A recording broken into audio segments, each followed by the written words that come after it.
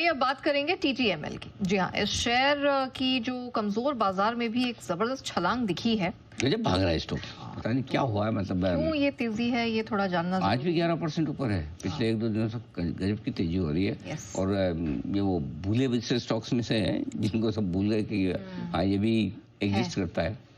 जो एग्जिस्ट करता है वो तो चल नहीं रहा आइडिया टीटीएमएल चल रहा है। तो पूजा जी बताएंगे मैं क्या हुआ पूजा जी इसको? क्या 2 दिनों में करीब 35% ये स्टॉक भाग चुका है। और अगर उसके पहले का स्टॉक मूवमेंट हम देखेंगे तो वाईटीडी रिटर्न ये 25% नीचे था और पिछले 1 साल में भी करीब 27% ये टूट चुका था। लेकिन पिछले 2 दिनों में ही सारे जो अपने लॉस थे वो यहाँ पर वाइप आउट होते हुए नजर आ रहे। 2 दिनों में ही करीब 35% की तेजी यहाँ पर आ चुकी है। खबर मिल रही है कि टाटा सन्स अपनी टेलीकॉम कंपनी टीटीएमएल में कैपिटल इन्फ्यूजन कर सकती है।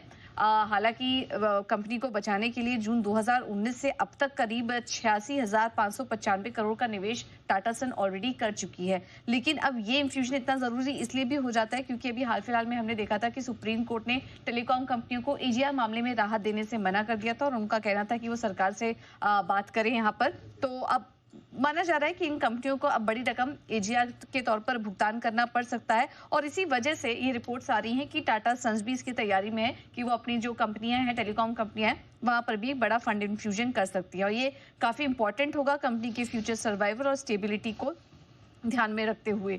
अगर 2024 की बात करें तो अब तक जो एजीआर बकाया है कंपनी के ऊपर वो 17,870 करोड़ के आसपास का था। 2025 में इंटरेस्ट पेनाल्टी मिलाकर लगभग 19,256 करोड़ का ये आंकड़ा जो है वो पहुंच चुका है और लगभग इतना ही इन्फ्यूजन यहाँ पर टाटा सन्स की तरफ से होता हुआ नजर आएगा। देखना होगा कि कितना इन्फ्यूजन होता है। लेकिन इस खबर के चलते हम देख रहे हैं कि लगातार 2 दिनों से स्टॉक में एक शानदार तेजी बनी हुई है। ओके, ये है टाटा टेली और मामला ये कि पूंजी मिलने की संभावना है। कौन डालेगा पैसा? टाटा सन्स। तो जी रिवाइवल करने का प्लान है। रिवाइवल करने का प्लान है इनका। मतलब अच्छा, तो क्या लगता है पहले किसका रिवाइवल होगा, वोडाफोन आइडिया का या टाटा टेली का? जैन साहब से पूछे। हाँ, आप चिंता न करें, मुश्किल सवालों के लिए हमने रखे हैं एक्सपर्ट्स। आसान जो पूजा जी के लिए मुश्किल सवाल है आपके लिए तो बहुत ही आसान है। बताएं सर।